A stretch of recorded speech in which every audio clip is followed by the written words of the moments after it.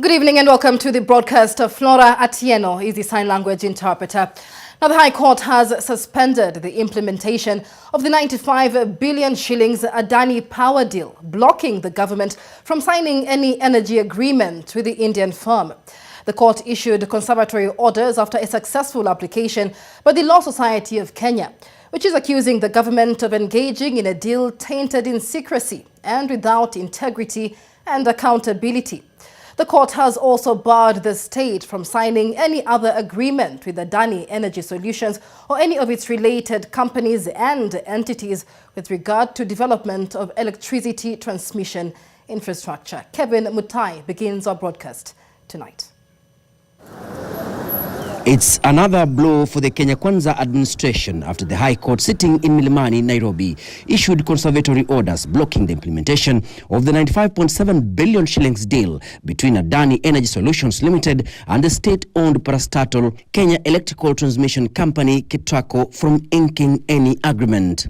The court order now temporarily suspends the leasing deal, which would have seen Adani Energy Solutions Limited sign a privately initiated agreement with Ketraco to allow it build and operate electricity transmission lines for a period of 30 years.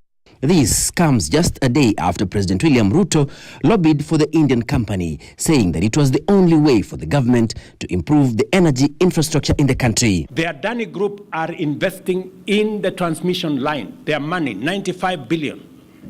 We would have otherwise gone to borrow that money, burden the people of Kenya. We will pay for that transmission line using a wheeling charge that has been negotiated. And it is important for us as a nation to appreciate that a partnership between public and the private sector gives us a win-win outcome.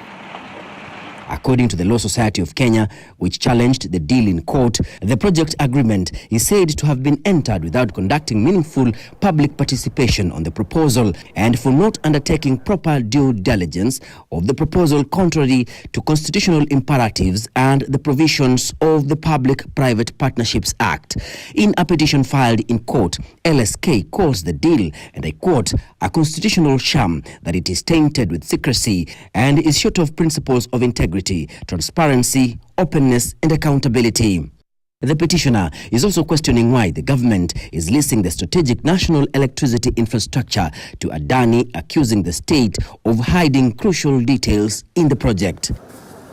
While issuing the orders, Justice Bahati Mwamuye also restrained Ketraco, Adani Energy Solutions Limited, the Ministries of Energy and that of Treasury, as well as the Attorney General and any other state agency from entering into a new agreement or furthering any existing agreement with Adani Energy Solutions Limited or any of its related entities with regard to development of transmission lines, substations, or any other electrical power infrastructure in the country.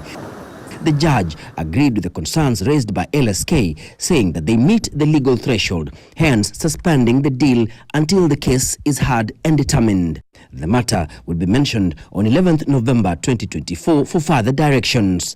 This development comes in the wake of another setback against Adani after the High Court also blocked the company from another deal that sought to expand and operate the Jomo Kenyatta International Airport in Nairobi.